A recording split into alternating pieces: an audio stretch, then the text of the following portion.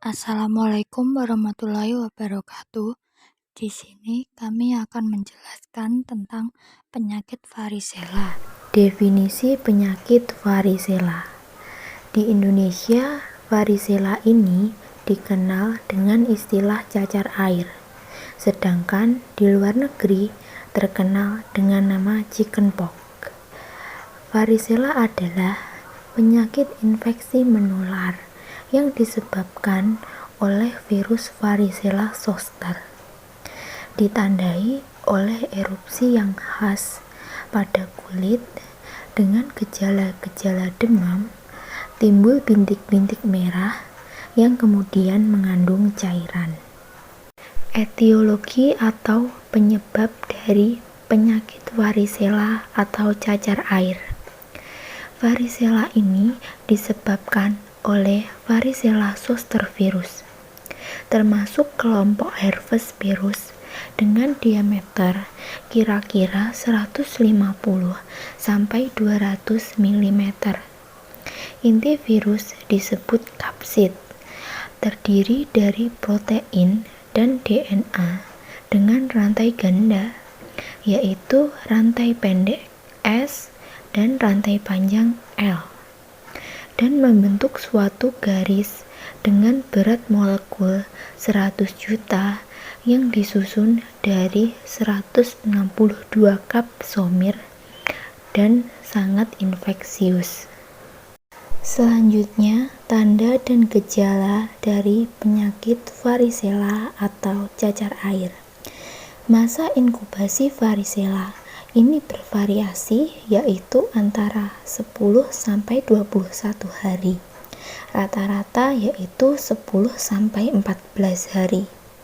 Gejala cacar air ini ditandai dengan munculnya ruam kulit berupa bintik-bintik merah atau lenting yang berisi cairan.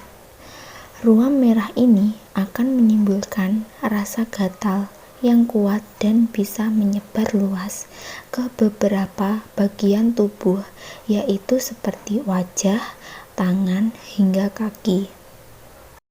Perjalanan penyakit ini dibagi menjadi 2 stadium, yaitu yang pertama, stadium prodromal.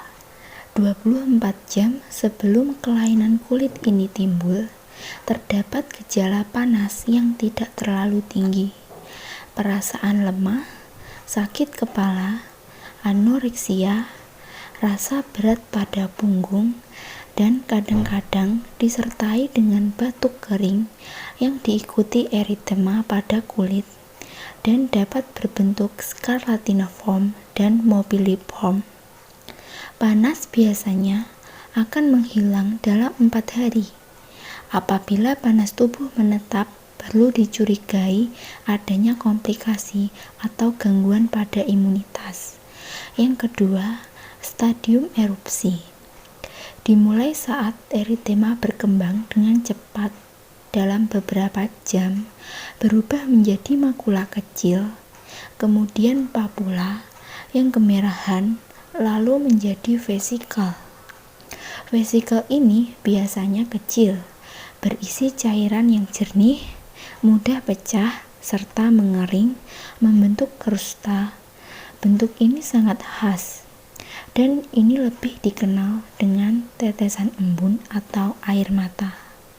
Selanjutnya, dampak penyakit varicella pada kehamilan. Yang pertama, varicella neonatal. Apabila ibu terinfeksi varicella 5 hari sebelum partes atau 2 hari setelah partes, berarti bayi tersebut terinfeksi saat viremia kedua dari ibu. Bayi terinfeksi transplasental tetapi tidak memperoleh kekebalan dari ibu karena belum cukupnya waktu ibu untuk memproduksi antibodi. Pada keadaan ini, bayi yang dilahirkan akan mengalami varicella berat dan menyebar, dan perlu diberikan profilaksis atau pengobatan dengan varicella zoster imun, globulin, dan asiklovir. Bila tidak diobati dengan adekuat, angka kematian sebesar 30%. Penyebab kematian utama akibat pneumonia berat dan hepatitis fulminan. Apabila ibu terinfeksi varicella lebih dari 5 hari antepartum, sehingga ibu mempunyai waktu yang cukup untuk memproduksi antibodi dan dapat diteruskan kepada bayi cukup bulan akan menderita varicella ringan karena pelemahan oleh antibodi transplasental dari ibu. Pengobatan dengan varicella zoster imunoglobulin itu tidak perlu. Tetapi asiklovir dapat dipertimbangkan pemakaiannya tergantung pada keadaan bayinya. Selanjutnya, sindrom varicella kongenita. Varicella kongenita ini dijumpai pada bayi dengan ibu yang menderita varicella pada umur kehamilan trimester 1 atau 2 dengan insidens yaitu 2%. Manifestasi klinik ini dapat berupa retardasi pertumbuhan intrauterin, mikrosefali, atrofi kortikalis, hipoplasia ekstremitas, katarak, chorioretinitis, dan scarring pada kulit. Beratnya gejala pada bayi ini tidak berhubungan dengan beratnya penyakit pada ibu. Ibu hamil dengan zoster tidak berhubungan dengan kelainan pada bayi. Selanjutnya, zoster infantil. Penyakit ini sering muncul dalam umur bayi 1 tahun pertama. Hal ini disebabkan karena infeksi varicella maternal setelah masa gestasi ke-20. Penyakit ini sering menyerang pada saraf dermatom torakis.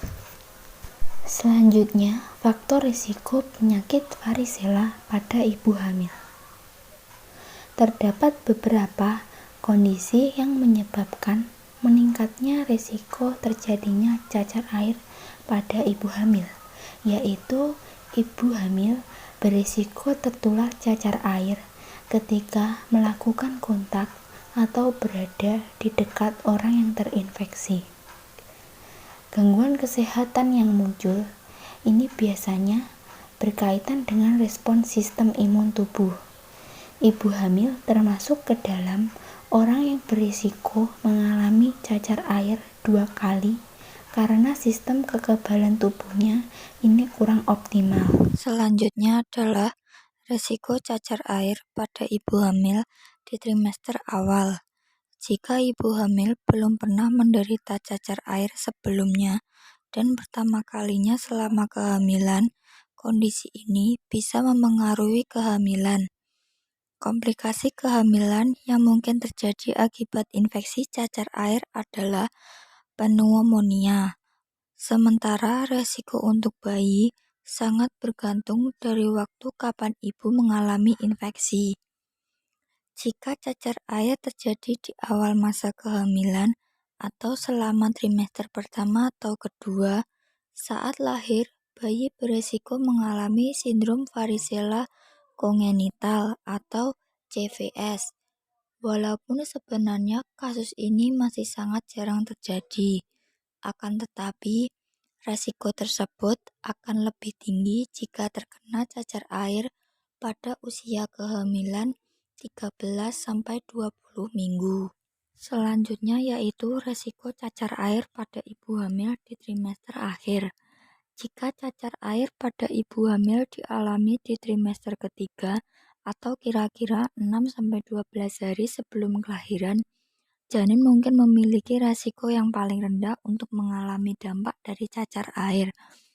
Hal ini terjadi karena sekitar 5 hari setelah terkena cacar air, tubuh akan menghasilkan antibodi untuk melawan virus dan antibodi yang dihasilkan oleh tubuh juga akan mengalir ke janin melalui plasenta. Antibodi inilah yang akan memberikan perlindungan pada janin.